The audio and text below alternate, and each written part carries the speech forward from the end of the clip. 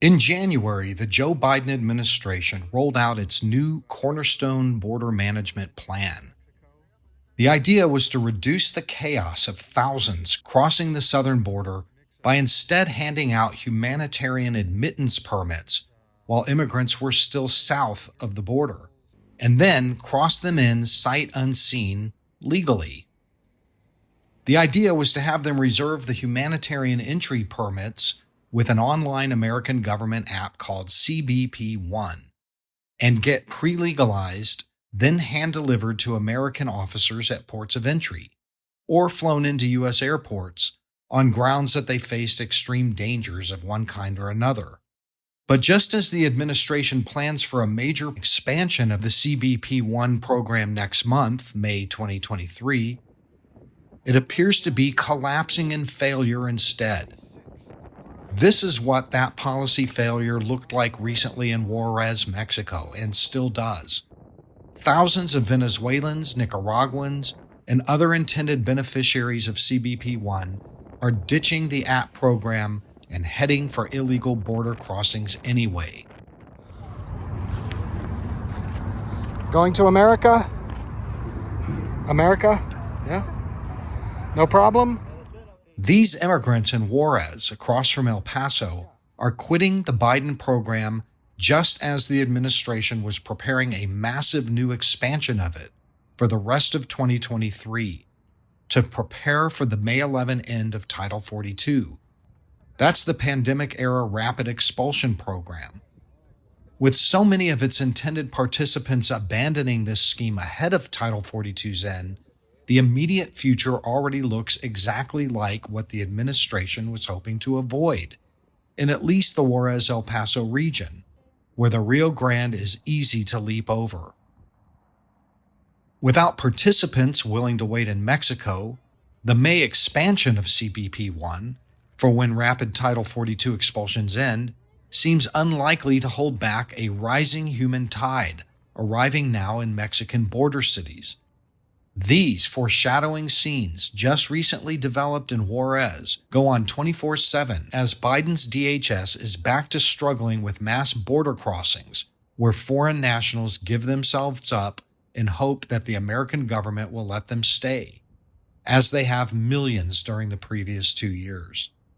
Scenes like this are exactly what the CBP One scheme was designed to avoid. Why is this happening? For 2 reasons. The first one is because far too many have applied for CBP One humanitarian entry permits to process. This has created wait times of weeks and even months, plus constant system crashes. Patience has run out as these mostly Venezuelans in Juarez in line at a shelter to receive breakfast say. How do you guys like CBP One? ¿Cómo les ha ido con la aplicación CBP One? What's the problem? ¿Qué es el problema con la aplicación? No abre o It doesn't ya open. pegado la aplicación. Llevamos 2 semanas intentando eso. Que tiene que estar cerca de la frontera y He's been nunca, trying for 2 weeks, nunca pasó nada de ahí. and the application is telling them that they have to be close to the border, but it never happens. Increasingly here, they're peeling off the line and heading for the border to turn themselves in. The impatience on the Juarez side is perhaps understandable. Life in line is no picnic for any amount of time. With every shelter full, those who came for CBP One have taken up residence in abandoned hotels and factories. Others just sleep in the streets. The citizens of Juarez are infuriated by the thousands showing up, incessantly begging or hustling them for window washings. The Mexican government in early April allowed immigration to round them up in barred detention cells and drive them by bus 1,000 miles south to the Guatemalan border. That action led one Venezuelan inside to burn mattresses in protest, which killed 40 migrants inside this detention center and injured dozens more. A terrible tragedy that can be laid squarely on the Biden government's policy that enticed them here. As a result, Mexico stopped those deportations, and hundreds a day keep showing up in Juarez for CBP One, like these who are on their way over the border, not waiting any longer. Large numbers arrived by freight train without even Mexican papers. When did you leave Venezuela? ¿Cuándo salieron de Venezuela? Salimos el 8 de marzo. March the 8th.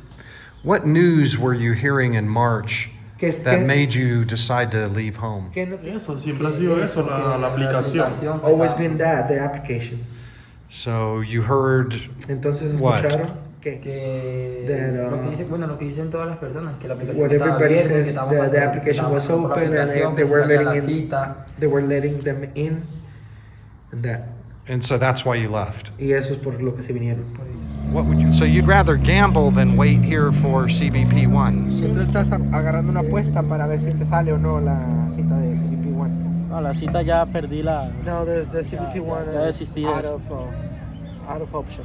Why is it out of option? Porque está fuera de opción, ya no.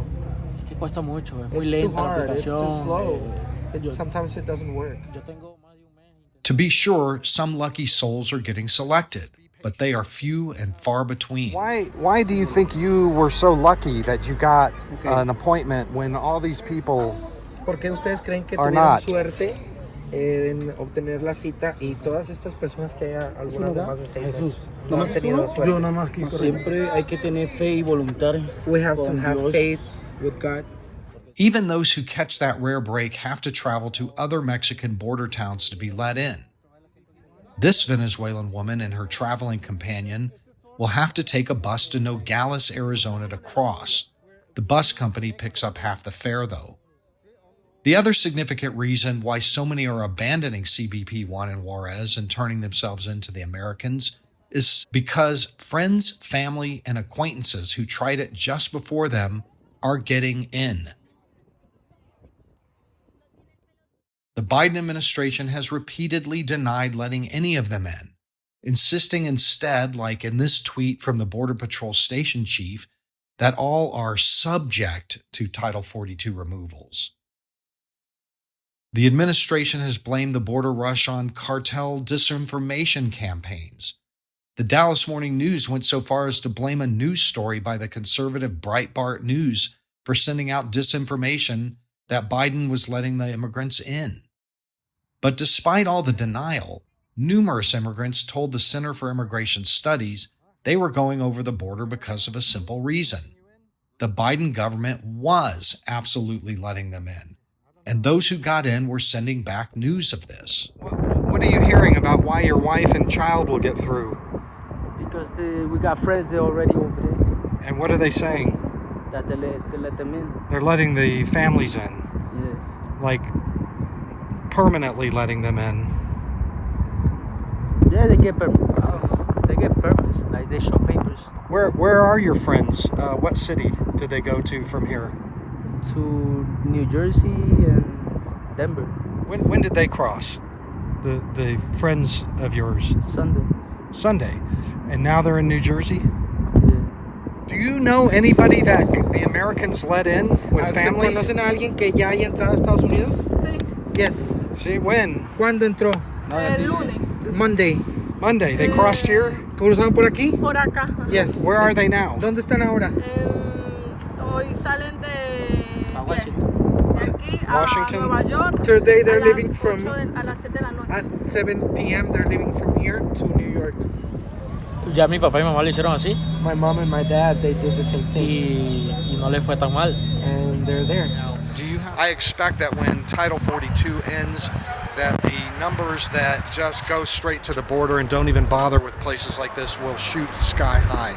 I'm Todd Bensman with the Center for Immigration Studies in Ciudad Juarez.